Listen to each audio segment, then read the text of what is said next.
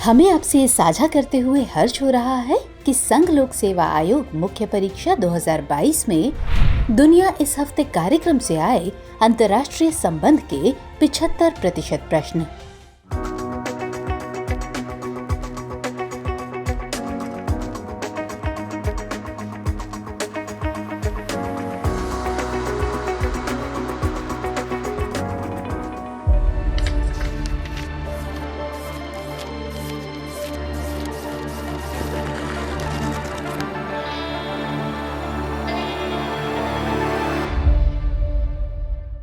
नमस्कार, दृष्टि आईएएस के टुडेज जीके प्रोग्राम में आपका स्वागत है। शुरुआत करते हैं अभ्यास प्रश्न से।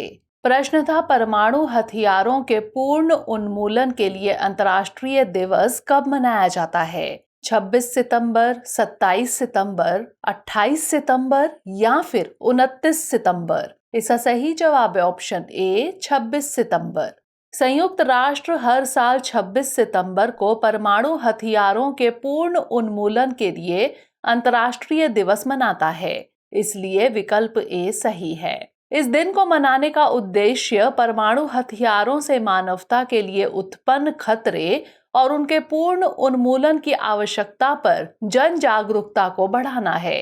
संयुक्त राष्ट्र महासभा यानी यूएनजीए ने 26 सितंबर 2013 को न्यूयॉर्क में आयोजित परमाणु निरस्त्रीकरण पर महासभा की उच्च स्तरीय बैठक में इसे अंतर्राष्ट्रीय दिवस घोषित किया था। यह दिवस 2014 से हर साल मनाया जा रहा है।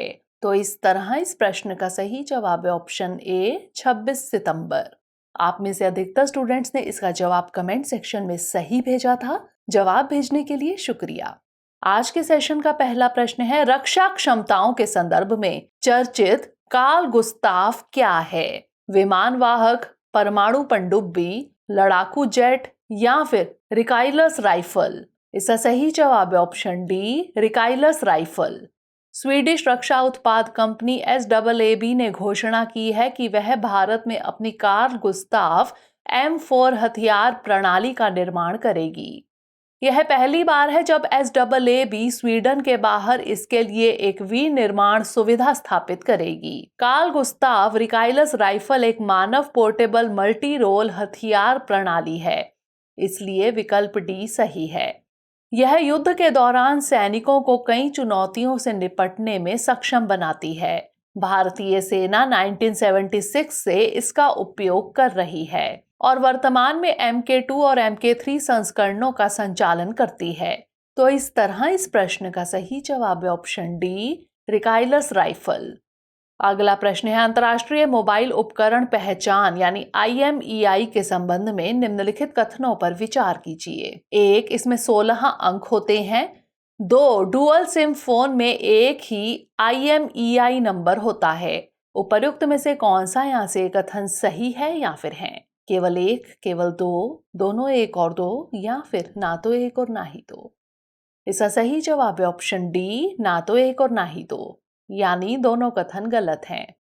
हाल ही में दूरसंचार विभाग यानी DOT ने मोबाइल फोन निर्माताओं के लिए भारत में बने सभी हैंडसेटों का IMEI नंबर सरकार के पास पंजीकृत कराना अनिवार्य कर दिया है। IMEI का पूरा नाम इंटरनेशनल मोबाइल इक्विपमेंट आइडेंटिटी यानी अंतर्राष्ट्रीय मोबाइल उपकरण पहचान है। यह एक अद्वितीय संख्या है जिसका उपयोग मोबाइल नेटवर्क पर किसी डिवाइस की पहचान करने के लिए किया जाता है। इसमें 15 अंक होते हैं और यह फोन की विशिष्ट पहचान होते हैं, इसलिए कथन 1 सही नहीं है। डुअल सिम फोन में 2 IMEI नंबर होते हैं, इसलिए कथन 2 सही नहीं है। जब कोई उपयोगकर्ता इंटरनेट का उपयोग करता है या कॉल करता है, तब इस नंबर का उपयोग किसी डिवाइस की पहचान को सत्यापित करने के लिए किया जाता है। यह नेटवर्क प्रदाताओं को डिवाइस के चोरी होने या खो जाने की स्थिति में उसे ट्रैक करने में मदद कर सकता है। तो इस तरह इस प्रश्न का सही जवाब है ऑप्शन डी, ना तो 1 और ना ही 2। अगला प्रश्न है, ओसुन नदी किस देश में बहती है?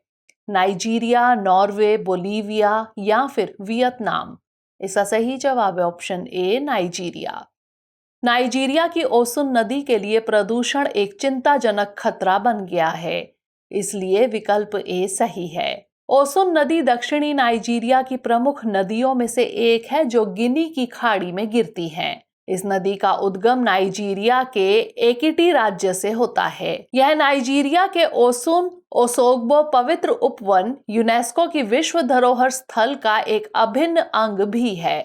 प्राचीन शहर ओसोग्बो में एक पवित्र उपवन से बहने वाली नदी के एक हिस्से को इसके सांस्कृतिक महत्व के कारण यूनेस्को के विश्व धरोहर स्थल के रूप में नामित किया गया है। तो इस तरह इस प्रश्न का सही जवाब है ऑप्शन ए नाइजीरिया। अगला प्रश्न है, निम्नलिखित में से कौन मोंडिया कल्ट 2022 के उद्देश्य का सबसे अच्छा वर्णन करता है? समुद्री जीवन का संरक्षण, नदियों की बहाली, संस्कृति की सुरक्षा या फिर ऑलिव रिडले कछुओं का संरक्षण। इसका सही जवाब है ऑप्शन सी संस्कृति की सुरक्षा।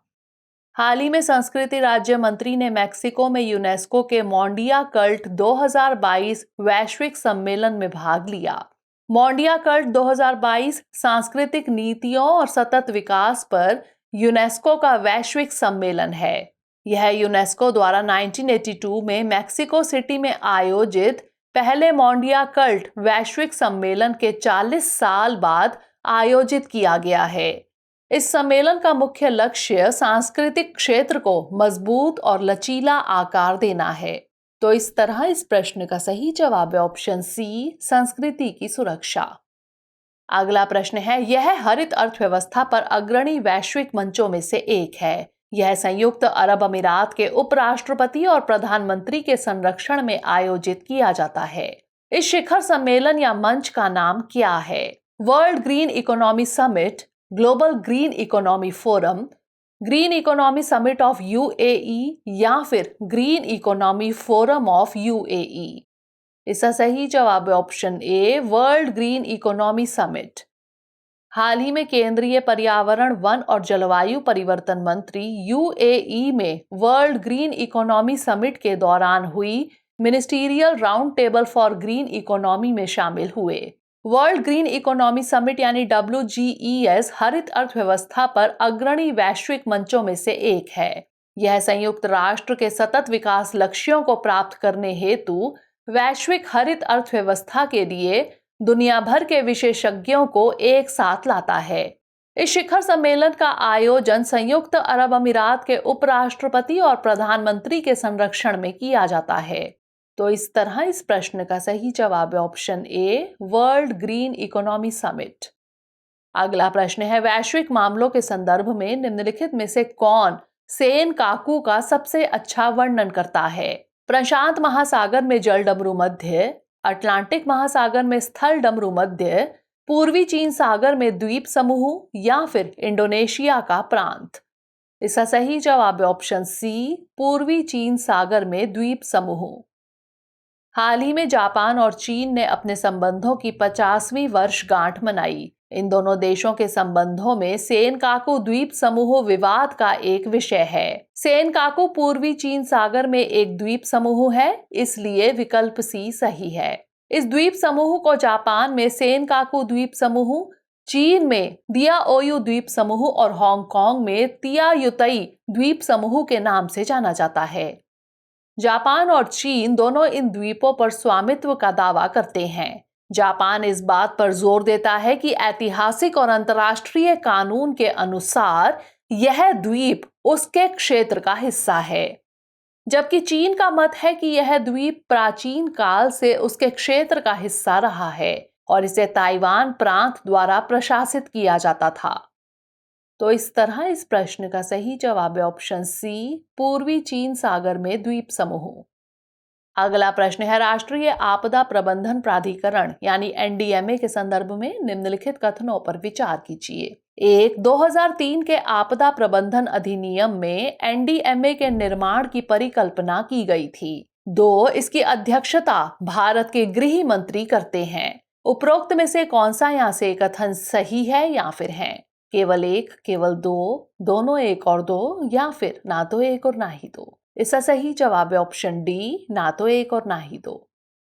हाल ही में राष्ट्रीय आपदा प्रबंधन प्राधिकरण यानी NDMA ने नई दिल्ली में अपना 18वां स्थापना दिवस मनाया।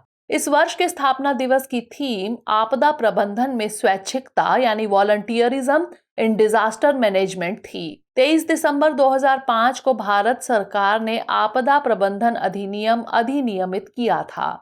इसी अधिनियम में एनडीएमए के निर्माण की परिकल्पना की गई थी, इसलिए कथन एक सही नहीं है। एनडीएमए भारत में आपदा प्रबंधन के लिए शीर्ष निकाय है। इसका नेतृत्व प्रधानमंत्री करते हैं और राज्य आपदा प्रबंधन प्राधिकरण यानी एसडीएमए का नेतृत्व संबंधित मुख्यमंत्रियों द्वारा किया जाता है, इसलिए कथन 2 भी सही नहीं है। इस प्रकार विकल्प डी सही है। तो इस तरह इस प्रश्न का सही जवाब है ऑप्शन डी, ना तो 1 और ना ही 2। अगला प्रश्न है, भारत निर्वाचन आयोग के संबंध में निम्नलिखित कथनों पर विचार कीजिए। 1, यह एक स्थायी संवैधानिक निकाय है। 2, मूल रूप से आयोग में केवल एक मुख्य चुनाव आयुक्त था। 3, मुख्य निर्वाचन आयुक्त एवं निर्वाचन आयुक्तों की नियुक्ति प्रधानमंत्री द्वारा की जाती है। उपर्युक्त में से कौन से कथन सही हैं? केवल 1 और 2, केवल 2 और 3, केवल 1 और 3 या फिर उपरोक्त सभी? इसका सही जवाब है ऑप्शन ए, केवल 1 और 2। हाल ही में सुप्रीम कोर्ट ने निर्वाचन आयोग को एक राजनीतिक दल के सिंबल के अधिकार पर निर्णय करने की अनुमति दी है। भारत निर्वाचन आयोग एक स्थायी संवैधानिक निकाय है, इसलिए कथन 1 सही है। यह भारत में संघ एवं राज्य निर्वाचन प्रक्रियाओं का संचालन करने के लिए उत्तरदायी निकाय है। यह निकाय भारत में लोकसभा, राज्यसभा, राज्य विधानसभाओं, राष्ट्रपति एवं उपराष्ट्रपति के पदों के लिए निर्वाचनों का संचालन करता है। इसकी स्थापना संविधान के अनुच्छेद 324 के अनुसार 25 जनवरी 1950 को हुई थी। मूल रूप से इस आयोग में केवल एक मुख्य चुनाव आयुक्त था, इसलिए कथन 2 भी सही है। लेकिन वर्तमान में इसमें मुख्य चुनाव आयुक्त और 2 चुनाव आयुक्त शामिल हैं। मुख्य निर्वाचन आयुक्त एवं निर्वाचन आयुक्तों की नियुक्ति राष्ट्रपति द्वारा की जाती है, इसलिए कथन 3 सही नहीं है। तो इस तरह इस प्रश्न का सही जवाब है ऑप्शन ए, केवल 1 और 2। अगला प्रश्न है, आत्मनिर्भर भारत के संदर्भ में एवी गैस 100 LL क्या है? विमानन ईंधन, मिनी सैटेलाइट सिस्टम, उर्वरक या फिर प्राकृतिक गैस संयंत्र? इसका सही जवाब है ऑप्शन ए, विमानन ईंधन। हाल ही में केंद्र सरकार ने स्वदेशी रूप से विकसित एवी गैस 100 LL लॉन्च किया है। एवी गैस 100 LL पिस्टन इंजन वाले विमान और मानव रहित एरियल वाहनों के लिए एक विशेष विमानन ईंधन है, इसलिए विकल्प ए सही है। इसे इंडियन ऑयल कॉरपोरेशन द्वारा विकसित किया गया है। भारत वर्तमान समय में इसे यूरोपीय देशों से आयात करता है। यह आयातित ग्रेड की तुलना में बेहतर प्रदर्शन गुणवत्ता मानकों के साथ एक उच्च ऑक्टेन विमानन ईंधन है। तो इस तरह इस प्रश्न का सही जवाब है ऑप्शन ए, विमानन ईंधन। अंतिम प्रश्न है, यह एक खानाबदोश समुदाय है जो गुजरात के कच्छ के अर्ध रेगिस्तानी इलाकों में निवास करता है। इसके नाम पर एक कढ़ाई शिल्प भी प्रचलित है। इस समुदाय का नाम क्या है? इरूला, रियांग्स, बोरो या फिर रबारी? इसका सही जवाब है ऑप्शन डी, रबारी। रबारी एक खानाबदोश समुदाय है जो गुजरात के कच्छ के अर्ध रेगिस्तानी इलाकों में निवास करता है। यह समुदाय अपनी शानदार कढ़ाई के लिए जाना जाता है, जो उनकी खानाबदोश परंपराओं का प्रतीक है। इस समुदाय के नाम पर ही इस कढ़ाई शिल्प रबाड़ी कढ़ाई का नाम रखा गया है, इसलिए विकल्प डी सही है। इस कढ़ाई में रबारी की पौराणिक कथाओं, रीति रिवाजों, संस्कृति और जीवन को शामिल किया गया है। यह केवल कपड़ों तक ही सीमित नहीं है, बल्कि इसका उपयोग shawl, bag, bed cover, doorway hanging में भी किया जाता है। तो इस तरह इस प्रश्न का सही जवाब है ऑप्शन डी, रबारी। आइए अब नोट कर लेते हैं आज का अभ्यास प्रश्न। अंतर्राष्ट्रीय अनुवाद दिवस कब मनाया जाता है? 29 सितंबर, 30 सितंबर, 1 अक्टूबर या फिर 2 अक्टूबर? इसका उत्तर हमें कमेंट सेक्शन में जरूर भेजिएगा। अगले सेशन में नए प्रश्नों के साथ मिलेंगे। तब तक के लिए पढ़ते रहिए एंड स्टे मोटिवेटेड।